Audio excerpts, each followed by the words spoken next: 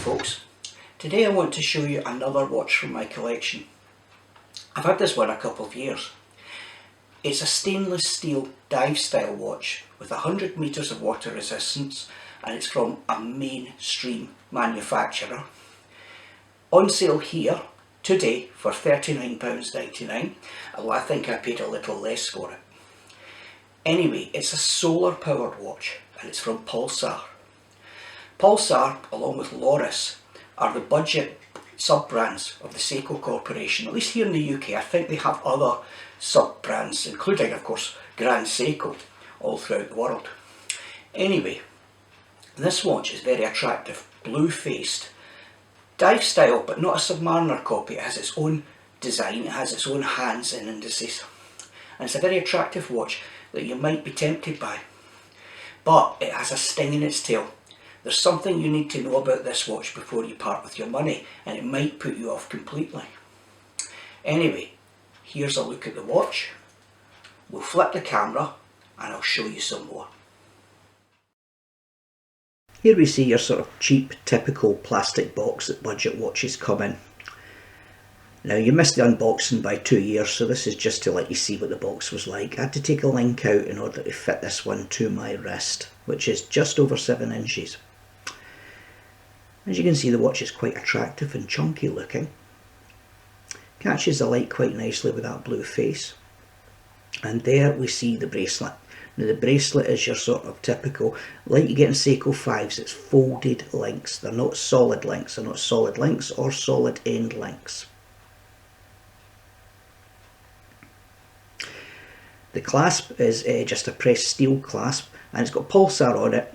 The crown is unsigned. You can see it's 100 metres water resistant, and that's all it says on the face apart from Pulsar Solar. Now here's the thing, the bezel is a fake bezel. Now some people like the fact that there's no play in this bezel, but there's no play because the bezel is actually a solid bezel just made to look like a coin-edged diver's bezel. It's also got an aluminium insert, I think, but it's painted. It's not anodised aluminium, and you can see that I've picked up a few scuffs and bumps on it. So this is the sting in the tail with this watch. It's that bezel really is the deal breaker, I expect, for most of you. But for people that just want a diver's looking bluesy watch, this could be the ideal one for you. It's a good watch for holidays and stuff like that. Now, the bracelet is actually the other area that really lets the watch down. It's a terrible bracelet. Let's have a look at the dimensions of the watch. All important measurement here is 20mm, the lug width. So if you want to change that to pressed steel bracelet, it's quite easy and versatile for taking other sorts of straps, bracelets or NATOs. If we have a look at the diagonal across the watch is 40mm. So it's quite in keeping with the size of an original Submariner. And the distance from lug tip to lug tip is 52mm. Thanks to the quartz movement, the watch is quite slim, and the case thickness is just 10mm, which is doing a lot better than an awful lot of automatic movements. And here you can see the weight of the watch is 123 grams. Now that's quite light, but I have to remind you that this is a folded steel bracelet, and the folded steel bracelets are an awful lot lighter than a solid link oyster bracelet would be. I've popped it open here to let you have a look at the movement. Now, as you can see, it is a Seiko movement from the Seiko Epson Corporation, and it is an AS32A movement made in China. Now you see the Panasonic battery there, the MT6Z1 or 621, sorry. That is actually a rechargeable battery. They call them capacitors because they like to tell you that solar watches don't have batteries, but they certainly do have batteries. They're just rechargeable ones. To give you an idea about the versatility, I've slipped the watch on a NATO strap, and as you can see, that's an instant improvement on the terrible bracelet supplied. Now, with a 10mm thickness, it sits quite nicely on a NATO and sits it hugs quite close to the wrist. But there are other options.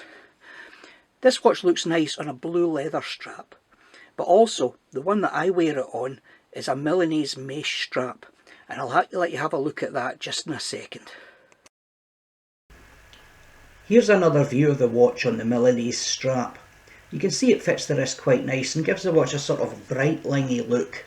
You can also see in this photograph is the circular dark area in the middle of the dial, which is where the solar panel is. Now the watch's face is quite attractive. It's a nice blue tone and it really catches the light nicely, but it is made of a sort of translucent polycarbonate in order to facilitate the solar function of the watch. And that might put you off a little bit. You can see this really clearly when I'm going to take it out into bright sunlight. The dial has a wavy pattern etched into it, very reminiscent. It's taken a styling cue from Omega Seamasters. But anyway, let's move out in the sunshine and have a look. In this sort of harsh light, the dial looks a bit different than it does under ordinary indoor lighting. But I'm just going to move the camera around it a little bit so you can see what it looks like.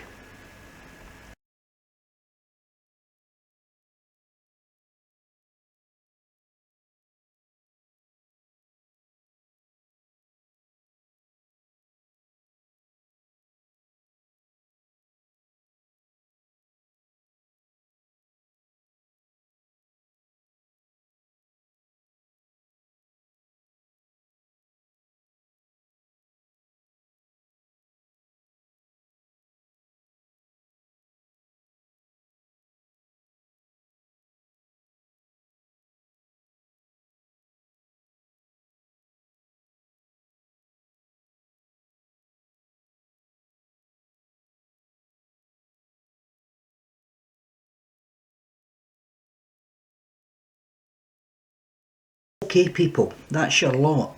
This is the Pulsar PX3033X1. Now I've enjoyed owning this watch and I did know about the fixed bezel when I bought it. I didn't think I would care about that, but I did. So please bear that in mind if you decide to buy one of these. It's a smashing looking watch and it'll be great to take on holiday with you, swimming in the pool or even the sea. It's reliable timekeeping and it's maintenance free. So anyway, until the next time, cheerio.